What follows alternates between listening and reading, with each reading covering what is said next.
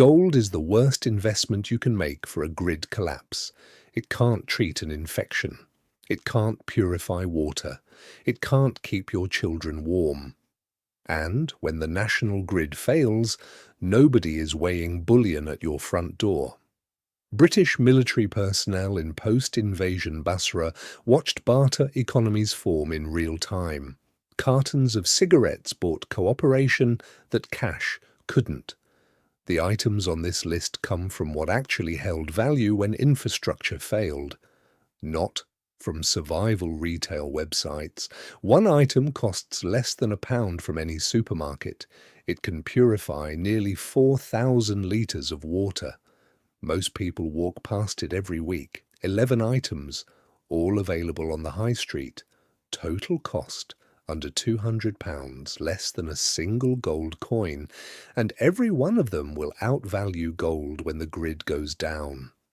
By the end of this, you'll know exactly what the people stripping Tesco Bear in a panic never thought to grab. Here's what you need to understand first.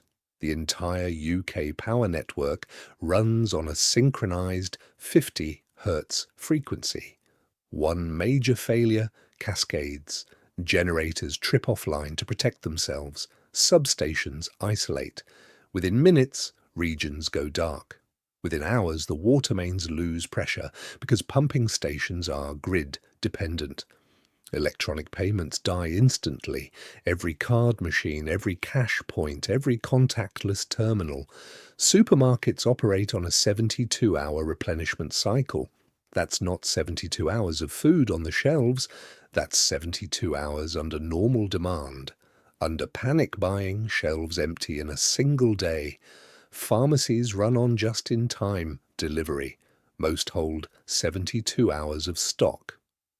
No resupply lorries are coming without traffic management systems, fuel distribution networks, and functioning communications.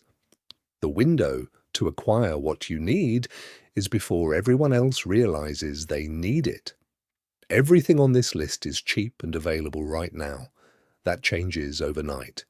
Item 1. Nicotine, specifically cigarettes and rolling tobacco. This is not about your health. This is about leverage. 6.7 million people in this country smoke. Nicotine withdrawal begins within 24 hours. Irritability, anxiety, inability to concentrate, physical shaking. These are people who will trade almost anything for a cigarette. In Sarajevo during the siege, tobacco traded at 10 to 50 times its retail price. In post-invasion Basra, British soldiers watched locals exchange food rations for cigarettes. Not because they were irrational, because addiction is a neurochemical reality that doesn't pause for a crisis. A £15 pouch of rolling tobacco stores for over a year, if you keep it sealed. Rolling papers cost pence. You're looking at one of the most liquid currencies in any collapse economy for the price of a modest takeaway. Most civilians stockpile food. That's survival. Veterans stockpile leverage. That's strategy. You don't need to smoke. You need to own what smokers can't live without. And after 2 weeks without resupply, that pouch of tobacco buys you more cooperation than a month's wages in cash. Running total, £15. I've put together a guide covering everything you need to know about preparing for grid failure, and you'll find it in the first line of the description. Item 2. Broad-spectrum antibiotics. British Army Team Medic Training identifies antibiotics as the single highest value medical supply in austere environments. Not painkillers, not bandages, antibiotics. Here's why. A minor cut gets infected. Without antibiotics, that infection progresses. Within days, you're looking at cellulitis. Within a week, sepsis. Sepsis kills through organ failure, and without hospital intervention, mortality rates exceed 40%. A course of amoxicillin costs the NHS roughly £1 to dispense. £1. The pharmaceutical supply chain is entirely grid-dependent. Electronic prescribing systems need power. Refrigerated storage needs power. The logistics network that moves stock from warehouse to pharmacy needs functioning communications and fuel distribution. All of it collapses with the grid. Most people hoard paracetamol when they hear about a crisis. Paracetamol manages symptoms. It doesn't prevent death. Antibiotics prevent death. That's the distinction that separates a medicine cabinet from a survival cache. You can speak to your GP about travel prescriptions for broad-spectrum antibiotics. Doxycycline and amoxicillin cover the widest range of common infections. A single course stored in a cool, dry place remains effective for years beyond its labelled expiry. The person holding antibiotics 3 weeks into a grid collapse isn't just treating their own family, they're holding the most valuable commodity in any community. Running total. £15. Item 3. Water purification chemicals. Mains water fails within hours of grid loss. Pumping stations need electricity. Treatment works need electricity. The moment the grid drops, pressure bleeds out of the system. Within 12 to 24 hours, you've got nothing coming from the tap. Most people grab bottled water. That's a temporary fix measured in days. 1 litre per person per day for drinking alone. A family of 4 burns through 28 litres a week. You're not carrying that. Here's what you carry instead. 1 bottle of unscented bleach, supermarket-owned brand, 3 to 5% sodium hypochlorite concentration, costs under £1. At 2 drops per litre, that single bottle purifies approximately 3,800 litres of water. That's over 2.5 years of drinking water for one person, for under £1. British Army doctrine treats water purification as a first-order skill because contaminated water kills faster than starvation. Cholera, dysentery, cryptosporidium. These aren't exotic diseases. They're what happens when untreated surface water meets a human digestive system. For more precise dosing, chlorine dioxide tablets from Cotswold Outdoor or Go Outdoors cost £8 to £10 per 100 tablets. Each tablet treats between 1 and 2 litres depending on the brand. They're lighter, more portable, and eliminate guesswork. Bottled water runs out. Chemistry doesn't. Running total. £25. Item 4. Fire lighting capability. Not matches. Not a plastic lighter, a ferrocerium rod, £5 to £8 from any outdoor shop. It produces sparks at over 3,000 degrees Celsius. It works when it's wet. It works when it's frozen. It works after being submerged. It has no fuel to run out. A decent rod gives you upwards of 12,000 strikes. Now, pair it with this. Cotton wool balls coated in petroleum jelly. A bag of cotton wool costs under £1 from any pharmacy. A tub of petroleum jelly costs about the same. Roll the cotton wool into the jelly and store them in a small waterproof bag. Each ball ignites from a single spark and burns for 3 to 4 minutes. That's long enough to establish a fire from damp kindling. Total weight of the entire setup. Under 200 grams. You're replacing 3 critical systems with one kit that fits in your jacket pocket. Central heating. Gone with the grid. A ferrocerium rod and cotton wool replace it. Your cooker. Electric or gas. Both fail within days. A controlled fire cooks your food. Water purification. Boiling is the oldest method of water treatment in existence. 5 minutes at a rolling boil kills virtually all pathogens.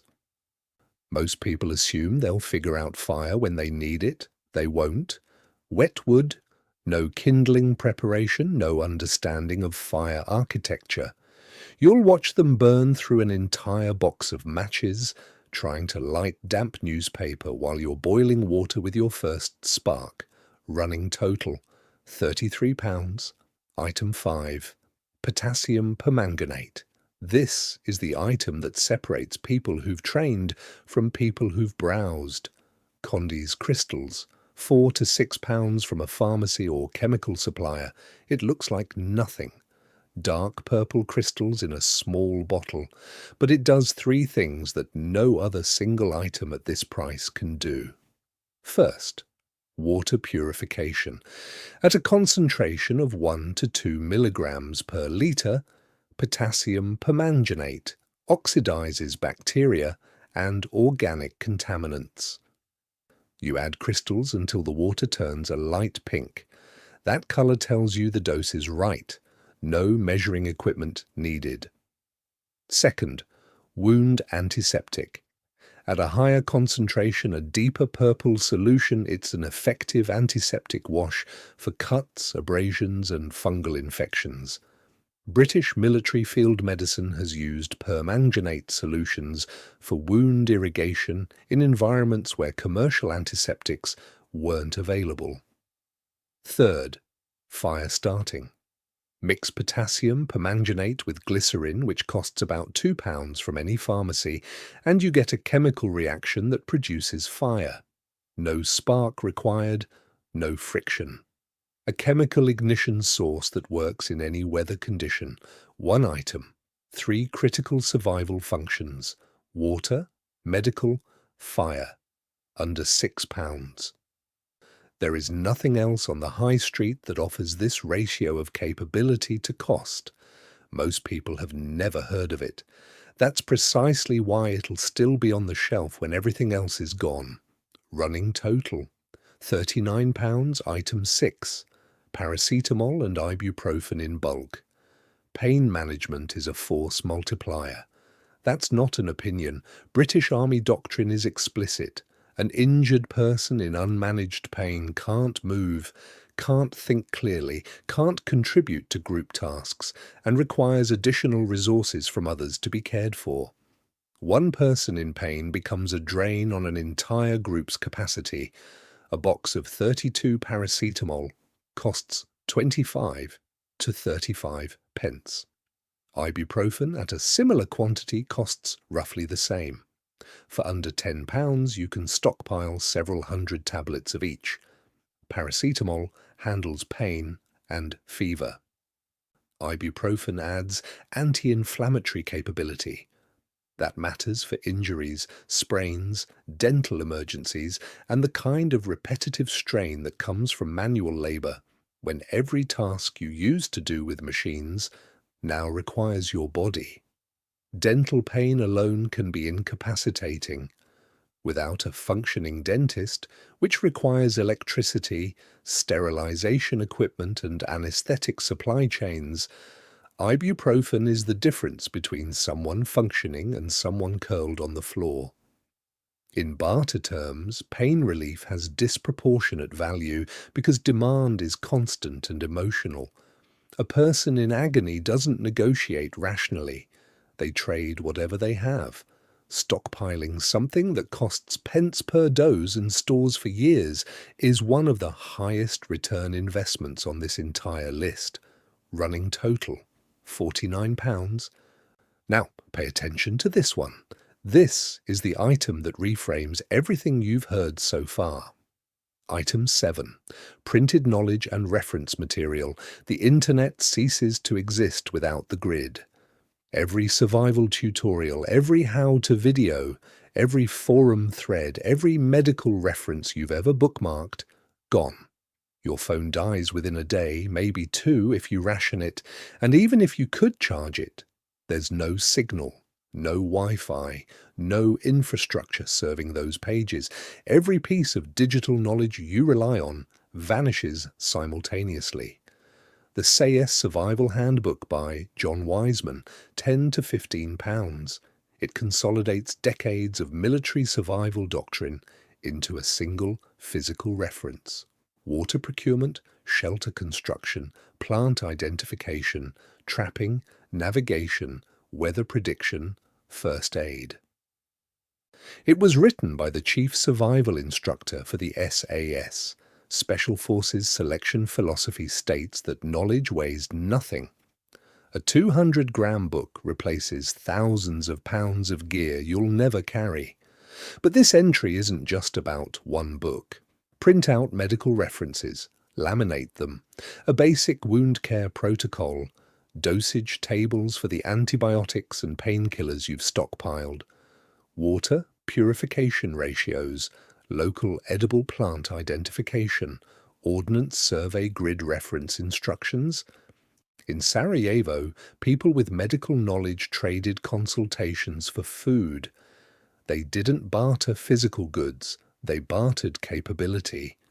The value of knowledge in a collapse isn't static.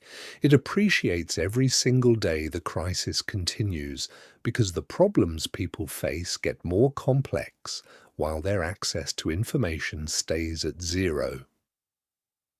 This is the one item on the list that makes every other item more effective.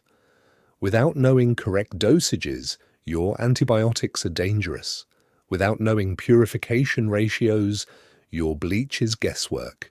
Without knowing fire architecture, your ferrocerium rod is a spark that goes nowhere. Knowledge is the multiplier. Everything else is raw material, running total. 64 pounds. If you're finding this useful, subscribe now, because what comes next is the gear that gives you a long-term advantage. Item 8. Portable solar charging. Every other power source on this list is finite. Batteries drain, fuel burns. A 20 to 30 watt folding solar panel is indefinite. Alpkit sell reliable panels for 40 to 70 pounds. They fold flat, weigh under a kilogram, and charge devices via USB and direct sunlight within a few hours. You're not powering a house, you're powering a torch, a wind-up radio with rechargeable batteries, and potentially a small emergency communication device. That's light, information, and contact with the outside world, 3 capabilities that most people lose within 48 hours. The barter value of solar charging increases with every week the grid stays down. In the first week, people drain their battery banks and think the power's coming back. By week 3, a charged torch or a working radio is worth more than most of the food in their cupboard. No battery stockpile matches renewable generation over time. 100 batteries run out, a solar panel doesn't. Pair this with a small power bank, 10 to 20 pounds, and you've got a system that captures energy during the day and stores it for use at night. That's an energy infrastructure that fits in a rucksack. Running total, 104 pounds. Item 9, sewing needles, heavy thread, and dental floss. This costs under 3 pounds. Most people won't think about it until something tears. Here's what tears: clothing, rucksack seams, tent fabric, boot stitching, tarpaulin. In a British winter, clothing integrity isn't a comfort issue. It's a survival issue. Hypothermia begins when your core temperature drops below 35 degrees Celsius. Wet, torn clothing accelerates heat loss dramatically. Wind penetration through damaged fabric layers can halve the insulation value of a jacket. A pack of heavy-duty sewing needles and a reel of strong thread costs under 2 pounds. Now add dental floss, 50 to 90 newtons of tensile strength, naturally waxed, rot-resistant. It's not just for teeth, it's fishing line. It's fabric repair thread that outperforms most commercial thread for durability. It's snare cordage for small game. And in documented military field medicine, it's been used for emergency wound closure when sutures aren't available. One small spool handles repairs that would otherwise render critical gear useless. Military Field Administration treats repair capability as a basic personal responsibility. You maintain your equipment or your equipment fails you. That principle doesn't change because the grid went down. It becomes more important because you can't replace what breaks. Running total, £107. Item 10, open-pollinated seed stock. Not any seeds, specifically open-pollinated varieties. Here's the distinction that matters. F1 hybrid seeds, which dominate garden centres, are bred for a single generation of performance. The seeds from their fruit don't grow true to type. You get one harvest and then nothing reliable. Open-pollinated varieties produce offspring identical to the parent plant. You save seeds from each harvest and grow the next crop, indefinitely. That's the difference between a one-time food source and a self-sustaining food production system. Kelvedon Wonder Peas, Autumn King carrots, dark red Detroit beetroot, all proven performers in British soil and climate. Suppliers like the Real Seed catalogue sell open-pollinated varieties at £2 to £3 per packet. 15 to 20 varieties fit inside a small sealed tin. Under £50 for a complete seed library. This is the dig for victory principle applied at household scale. During the Second World War, domestic food production fed a nation under blockade. The knowledge isn't new. The seed genetics haven't changed. What's changed is that most people have forgotten it's possible. In a long-duration grid collapse, anyone with viable seed stock and the knowledge to use it holds a strategic advantage that compounds over time. The first harvest feeds your family. The second harvest feeds your community. The third harvest makes you essential. Running total, £157. Item 11. Ordnance Survey, mapping at 1 to 25,000 scale. When GPS dies, and it will die with your phone battery and the satellite ground stations that need grid power to operate, you're navigating blind. Unless you've got this, an OS Explorer map at 1 to 25,000 scale. £9 to £10 from W.H. Smith or any bookshop. Every footpath, every contour line at 5-metre intervals, every water source, woodland marked by species type, which tells you fuel quality, agricultural land, buildings, bridges, elevation that shows you where water flows and where it collects. This is not a road map. This is a comprehensive resource survey printed on a single sheet.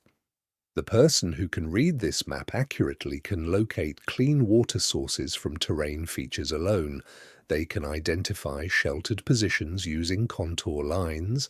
They can plan routes that avoid urban centres and follow cover. They can assess agricultural land for potential cultivation. Grid references give you 6-figure position accuracy to within 100 metres without any electronic device. British Army navigation doctrine teaches map reading before GPS for precisely this reason. Technology fails. Paper doesn't. Most people will be staring at a dead smartphone trying to remember which direction the nearest town is. You'll be plotting a route to a fresh water source 3 kilometres away that you identified from contour convergence patterns. The knowledge to read this map is free. Hundreds of tutorials exist right now.